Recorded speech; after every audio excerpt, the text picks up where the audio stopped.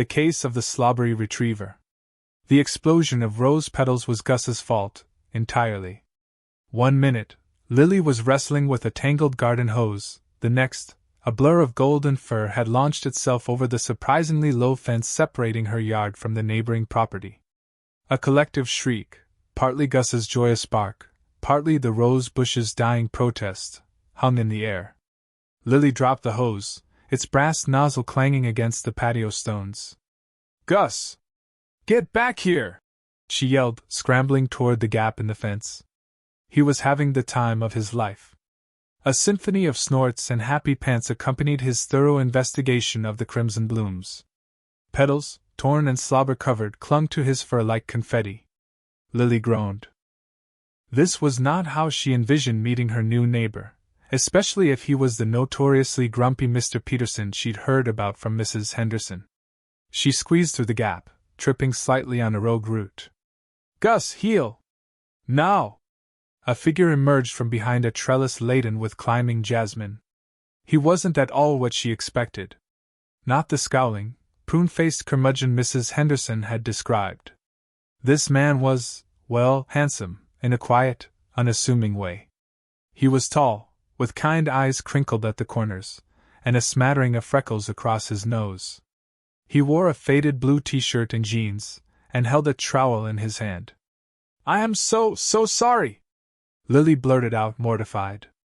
He got out. "He loves roses, apparently. Or, well, he loves eating them." She winced, gesturing at the carnage with a helpless hand. "I'll replace them, of course. Whatever the damage is, I'll pay for it." The man chuckled, a low, warm sound that did interesting things to Lily's stomach. "He seems to be enjoying himself." He didn't seem angry, just amused. Though, I must admit, I was rather fond of those crimson glory roses. They were particularly fragrant. Crimson glory, Lily repeated, mentally adding them to her shopping list. "Again, I'm really sorry. He's usually much better behaved." A blatant lie, but Lily felt it was necessary. "Don't worry about it," he said, waving a dismissive hand. "Perhaps I need to invest in a drool-proof fence." He grinned, and Lily felt a blush creep up her neck. "Drool-proof fence, that's a good one." She managed a weak smile. He does have a enthusiastic approach to life. Especially when it comes to anything remotely edible. "I can see that." He stooped down and gently scratched Gus behind the ears. Gus, instantly won over, leaned into his touch, coating his hand in slobber. "He's a beautiful dog." "What's his name?" "Gus." "And you must be Mr. Peterson?" Lily asked, bracing herself for a tirade. He shook his head, his eyes twinkling. "Just Ben." "And you are?" "Lily." "Lily," he repeated, the name sounding different somehow when he said it. "Well, Lily, it seems Gus has made quite the impression. Perhaps he's just trying to help me get my garden ready for winter." "By demolishing it?" Lily raised an eyebrow. "By aerating the soil with his slobber," Ben countered, a playful glint in his eyes. "Think of it as a natural fertilizer." Lily laughed, the tension finally easing. "I'm not sure the roses would agree with that assessment. But I promise I'll replace them. And I'll keep him on a tighter leash from now on." "No promises needed. Accidents happen. Besides," he added, glancing at Gus, who was now attempting to bury his nose in a patch of lavender, "he's a charmer. And he certainly knows how to make an entrance." Lily smiled, a genuine smile this time. "He does have a knack for the dramatic." Ben stood up, brushing dirt off his jeans. "Well, Lily, it was interesting meeting you. And Gus." He gave Gus another pat. "Maybe we can try this again under less slobbery circumstances sometime?" "I'd like that," Lily said, a little breathless. "I really would." As she led Gus back through the gap in the fence, she couldn't help but steal one last glance at Ben. He was still standing there, watching her, a small smile playing on his lips. Maybe, just maybe, having a slobbery retriever wasn't such a bad thing after all. Morning walks and witty banter. Lily made a point of adjusting Gus's morning walk. Instead of heading straight for the park, she'd meander down Ben's street, slowing to a snail's pace as they neared his house. The first time, she'd pretended to be engrossed in a text message, but when Ben appeared, watering a vibrant patch of sunflowers, she abandoned the charade with a sheepish grin. "Fancy meeting you here," she said, and Gus, sensing an opportunity for affection, strained at his leash, nearly pulling Lily into the flower bed. Ben chuckled, a warm, genuine sound that made Lily's stomach flip. "The sunflowers seem to agree with the new location. And Gus looks like he wants to lend a paw, or a nose, as it were." He gently patted Gus, who responded with a happy grunt and a lick to Ben's hand. From then on, it became a ritual. Lily and Gus would arrive around the same time each morning, finding Ben tending his garden or simply enjoying a cup of coffee on his porch. They'd talk about the weather, the antics of neighborhood squirrels, and eventually, their favorite books. Lily discovered Ben had a surprisingly dry wit, delivered with an almost apologetic sincerity. He loved classic literature, especially anything by Jane Austen, a fact that both charmed and slightly intimidated Lily. One morning, a particularly grumpy Gus refused to walk any further, plopping down on the sidewalk with a dramatic sigh. "He's staging a protest," Lily said, rolling her eyes. "Probably because I haven't shared my breakfast pastry with him." Ben knelt beside the dog, scratching him behind the ears. "Perhaps he's protesting the lack of intellectual conversation. Gus, are you familiar with the socio-political undertones of Pride and Prejudice?" Gus, of course, only responded with a slobbery lick to Ben's face, but Lily laughed. "I think that's his way of saying he prefers sense and sensibility." The easy banter flowed effortlessly. Lily found herself looking forward to these morning encounters more than she cared to admit. She learned that Ben worked from home as a software developer, that he was originally from upstate New York, and that he had a surprisingly green thumb. He, in turn, discovered Lily's passion for photography, her love of spicy food, and her unfortunate habit of singing off-key in the shower. Gus, too, seemed to have formed a special bond with Ben. He'd wag his tail furiously whenever he saw him, and would often nudge Ben's hand with his wet nose, begging for attention. Ben, despite his reserved nature, seemed genuinely fond of the dog, often sharing snippets of his morning toast much to Lily's mock disapproval. One particularly sunny morning, as they were discussing the merits of different coffee brewing methods, Ben paused, a thoughtful expression on his face. "You know," he said, "I've been meaning to try that new cafe downtown.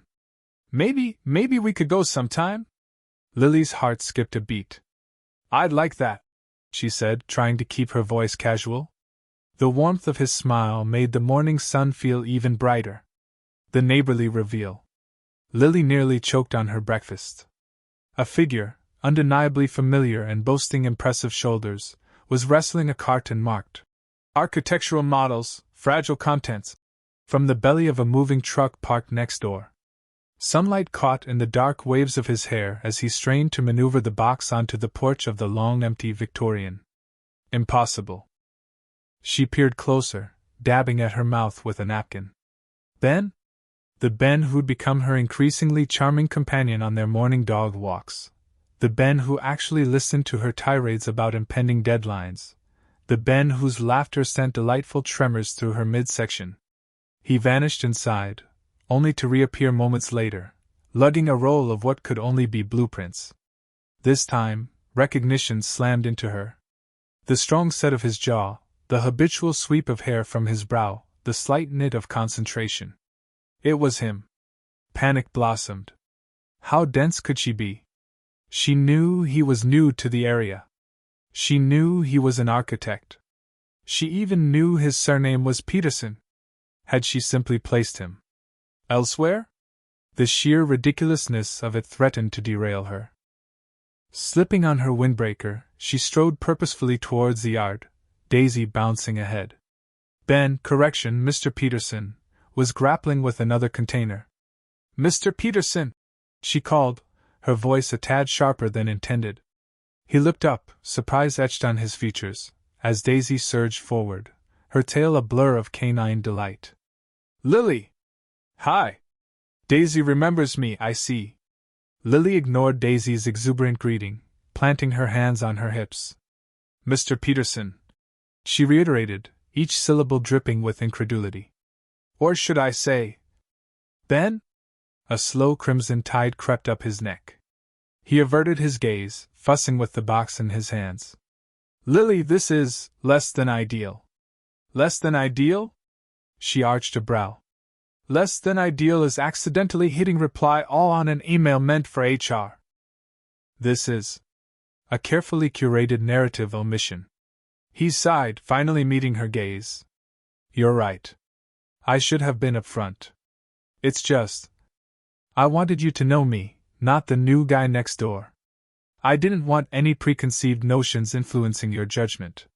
So you opted for subterfuge instead? She hated the wounded note in her voice. He grimaced. That wasn't the plan. It just evolved. And then I started looking forward to seeing you, and I was afraid of complicating things. Lily struggled to suppress a smile. He looked genuinely remorseful. Complicating things? Ben, we were debating the philosophical implications of squirrels' winter planning. How much more convoluted could it possibly become? He chuckled, a deep resonance in his chest. Touché. He readjusted the box. So, are you going to continue to excoriate me, or are you going to offer assistance? Lily's indignation began to ebb. Perhaps a bit of both.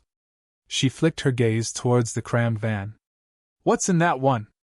More architectural models, he confessed with a sheepish grin. Apparently, I suffer from a scale model addiction. Tell me about it, Lily muttered, shaking her head. Look, I'm still a little put out, but I get it. Just, no more secrets, understood? Understood, he affirmed, his smile brightening. In fact, how about a peace offering? I was about to put on a pot of coffee. Care to join me and help assess the structural soundness of my sugar bowl?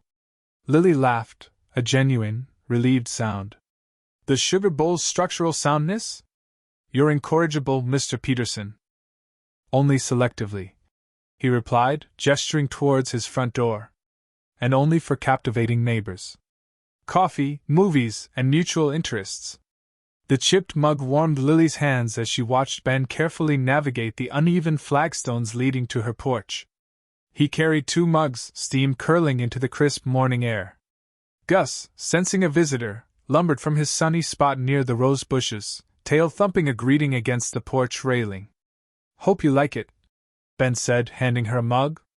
It's just instant. I haven't quite unpacked the espresso machine yet. Instant is perfect, Lily assured him, inhaling the familiar aroma. Especially when delivered to my doorstep.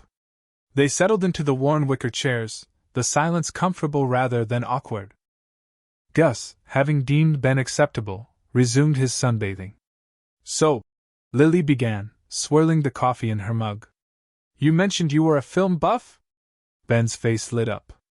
That might be an understatement. I practically grew up in the old video store my uncle owned. Noir, screwball comedies, foreign films, you name it, I've probably seen it. Noir? Lily perked up. I adore noir. Have you seen Double Indemnity? Of course. Barbara Stanwyck is iconic. But have you seen Out of the Past? Robert Mitchum at his absolute best.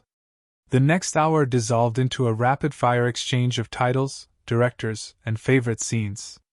Lily was surprised by the depth of Ben's knowledge and the quiet passion he held for cinema. It was refreshing, a stark contrast to the usual superficial conversations she encountered. She found herself laughing easily, her shoulders relaxing as she leaned back in her chair. We should have a movie night sometime, Ben suggested, a hint of nervousness in his voice. I have a projector.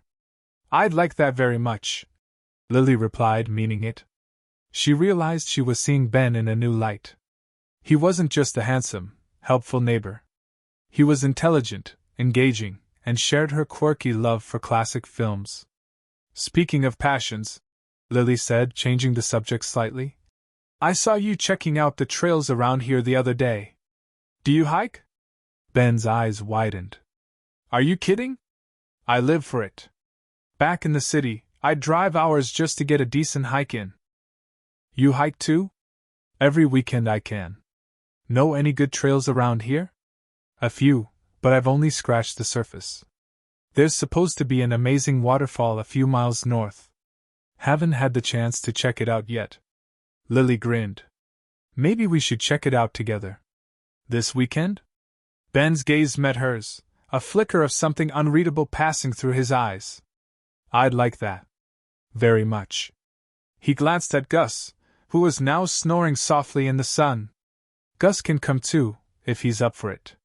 He'll be thrilled, Lily said, a warmth spreading through her chest. As Ben gathered the mugs, Lily felt a flutter of anticipation. This wasn't just a friendly chat between neighbors anymore. This was something more. She cautioned herself not to get ahead of things.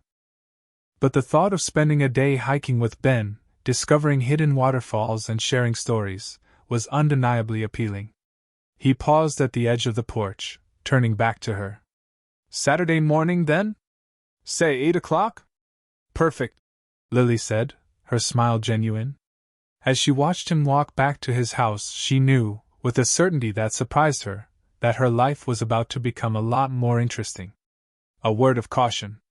Lily swirled the amber liquid in her glass, the condensation leaving a damp ring on Maya's reclaimed wood coffee table. I think I'm falling for him, Maya. Maya, perched on the arm of the sofa, raised a skeptical eyebrow. Falling? Lily, it's only been a few weeks. You've barely scratched the surface. I know, Lily said, deflating slightly. The plush cushion seemed to swallow her whole. But it feels different. He's kind. He listens. He actually remembers things I tell him. Maya hopped down and settled beside her, placing a comforting hand on Lily's knee. He sounds lovely, genuinely. But remember Liam? Charismatic, yes. Remembered things? Selective amnesia, more like. Lily winced, the memory of Liam, her last serious boyfriend, a sour taste in her mouth. Grand gestures, empty promises, and ultimately, a spectacular, public flameout. The image of him slow dancing with her supposed friend at Sarah's wedding still stung. This is different. Ben isn't like that. He's genuine. Genuine is good. But genuine also needs time to be revealed. You're projecting, Lil. You always do. You see the potential, the best-case scenario, and you run headfirst without looking for the potholes. Maya's voice was gentle, but firm. The aroma of lavender from the diffuser on the nearby shelf did little to soothe Lily's growing anxiety. Maya knew her too well. Too accurately. I don't want to mess this up, Lily admitted, her voice barely above a whisper. He makes me feel seen. Maya squeezed her knee. Then don't mess it up. Don't rush. Don't smother him with affection before you know if he even likes lilies. Get to know him, really know him. What are his fears? What keeps him up at night? What's his favorite flavor of ice cream that he won't admit to because he thinks it's childish? Lily managed a weak smile. Okay. Point taken. Slow and steady wins the race. Exactly. And maybe, just maybe, Maya added, a playful glint in her eye, leave the race car in the garage for a little while. No grand pronouncements of love after 2 dates. No moving in together after 3 months. No matching tattoos. Please, Lily, no matching tattoos. Lily laughed, the sound lighter this time. No tattoos. I promise. Though a small paw print for Gus wouldn't be the worst thing. Maya rolled her eyes. Focus. This is about Ben, not your perpetually shedding ball of fluff. Take it slow. Observe. Listen. And for the love of all that is holy, don't ignore the red flags, even if they're waving politely and offering you a cup of tea. The setting sun cast long shadows across the living room, painting the walls in hues of orange and purple. Lily took a deep breath, the scent of lavender finally having its intended effect. A word of caution, duly noted. Good, Maya said, standing up and stretching. Now, how about we order some pizza and watch a terrible rom-com? Distraction is key. The dog house of dreams. The truck's arrival stirred dust devils in Lily's driveway as Ben silenced the engine. Made it, he announced, a playful glint in his eyes. Lily, her curiosity piqued, observed him dismount and grapple with a bulky object shrouded in canvas. With a dramatic sweep, the tarp fell away, revealing his offering. Housewarming present, he declared, gesturing to what could only be described as a canine palace. Fashioned from salvaged lumber and finished with a mellow honey stain, the structure boasted a gabled roof adorned with cedar tiles. A miniature veranda jutted from the entrance, even sporting a petite, hand-whittled bone ornament hanging above the threshold. Lily's breath caught. Ben, this is extraordinary! Did you actually build this? He self-consciously adjusted his collar, color rising in his cheeks. Just a little project. Figured Gus deserved an upgrade from that plastic crate. As if on cue, Gus, who'd been investigating Ben's boots, spied his new digs and yipped with delight. He ambled over, circling the perimeter cautiously before disappearing inside, only to reappear moments later, tail thrashing wildly. After 2 exuberant laps of the tiny porch, he collapsed with a blissful sigh. Kneeling beside him, Lily stroked his velvety fur. He adores it, she murmured, her voice thick with emotion. Lifting her gaze to Ben, she felt a strange, unfamiliar tremor in her chest. Thank you. This is the kindest present I've ever received. He avoided eye contact, pretending to fuss with the discarded tarp. It was nothing, really. I enjoy puttering around with wood. But it was anything but. It represented hours of planning and construction, painstaking attention to detail, his recall of her casual remark about Gus needing better shelter. It felt deeply personal. You truly outdid yourself on this thing. She paused, choosing her words carefully. I mean, it's not like you grabbed a gift certificate. I didn't want to give you something impersonal, Ben countered, finally meeting her gaze. A warmth flickered there, a vulnerability that stole her breath. Lily stood, brushing at the dirt clinging to her jeans. An electric current seemed to hum in the space between them, laden with unspoken sentiments. Was this purely an act of neighborly consideration, or did it signify something deeper? Was he attempting to communicate volumes without uttering a single word? She watched Gus sprawl contentedly in his new kennel, his head pillowed on his paws, a picture of utter canine serenity. The sinking sun cast elongated silhouettes across the lawn, bathing the scene in shades of apricot and gold. It felt akin to a movie scene, an elaborate tableau designed to bowl her over. Except this was reality. And Ben was tangible. And the dog house, the doggy dream home, as her mind insisted on calling it, stood as a concrete emblem of what precisely? She was uncertain, but she recognized the urgent need to decipher it. The X factor. The chime of the doorbell was jarring, a tinny intrusion that fractured the afternoon's tranquility. Sunbeams lanced through the window, spotlighting the lazy waltz of dust motes, prompting a sigh as Lily abandoned her novel. She'd expected Mrs. Henderson, likely seeking assistance with her rampant roses. Instead, Mark occupied the threshold, a changed man. He seemed diminished, perhaps gaunt.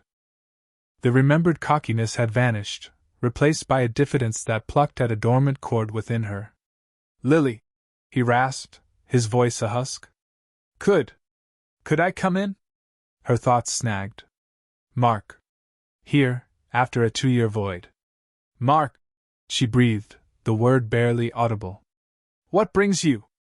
He shuffled, his gaze glued to the doormat's frayed edge. I needed to see you. To tell you.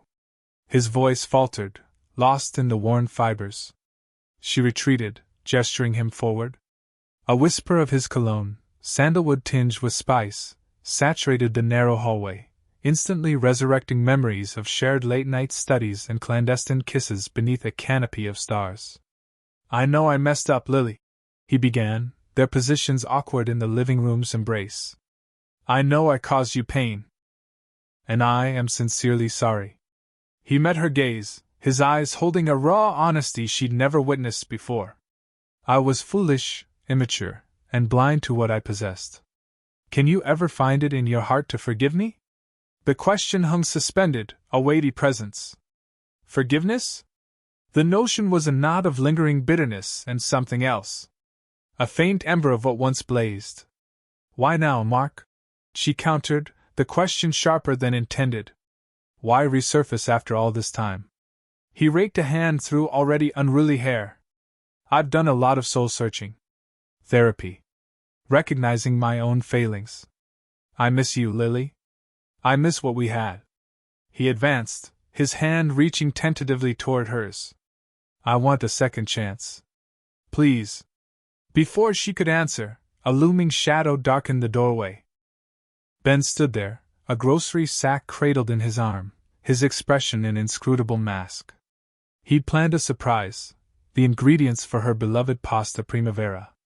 The air crackled with unspoken friction. Mark's hand retracted as he pivoted toward Ben, his eyes narrowing with suspicion. Who's this? He demanded, a possessive edge to his tone that rankled Lily. Ben merely arched a brow, his attention unwavering on Lily. Everything all right here? He inquired, his voice even, but laced with an undercurrent of steel. Lily struggled to swallow, her pulse a frantic drum. She felt cornered, a creature pinned between two potent, opposing forces. Ben, this is Mark. Mark is an old acquaintance. Mark scoffed, a harsh sound. Acquaintance? Is that the label now? Ben's gaze flickered to Mark, a swift, assessing glance. If Lily says so? He moved further into the apartment, setting the grocery bag on the kitchen counter with a resounding thump. The sound echoed through the taut silence. The bell peppers within appeared almost garishly bright, jarringly cheerful against the simmering tension. A chill settled deep within Lily. This was a catastrophe in the making. Misunderstandings and missed connections. The Saturday farmers' market buzzed with the tail end of the morning rush. Ben navigated the crowded stalls, a canvas bag slung over his shoulder, when he saw Lily. She was laughing, head thrown back, her auburn hair catching the sunlight. But it wasn't her laughter that snagged his attention, it was the man she was talking to. Mark. Her ex-Ben's gut clenched. He told himself it was ridiculous to feel jealous, that he was overreacting, but the easy intimacy between them, the way Mark leaned in as he spoke, triggered a wave of insecurity he thought he'd buried deep. He overheard snippets of their conversation, something about a camping trip gone wrong, a shared memory that seemed to exclude him. He deterred, feigning interest in a display of artisanal cheeses, his appetite suddenly gone. He told himself he should go over, say hello, be normal. But the words caught in his throat. The easy camaraderie he'd felt with Lily over the past few weeks seemed fragile, threatened by the ghost of her past. He bought a wedge of cheddar he didn't really want and slipped away. The image of Lily and Mark burned into his mind. The following days were a masterclass in avoidance. When Lily texted, suggesting a walk with Gus, Ben claimed he was swamped with work. He cancelled their planned movie night, citing a sudden, urgent need to reorganize his garage. Each excuse felt like a tiny pinprick to his own heart, but he couldn't shake the feeling that he was standing on shaky ground, that Lily's affections were a flickering flame easily extinguished by the embers of her old relationship. He saw her once, across the street, watering her window boxes. He ducked behind a parked car, feeling like a fool. He missed their easy banter, the comfortable silences, the way Gus would nudge his hand for a scratch. Lily noticed the shift immediately.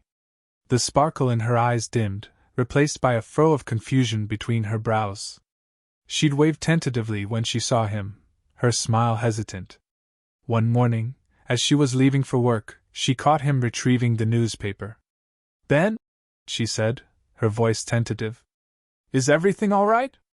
You've been distant," he stammered, offering a weak smile.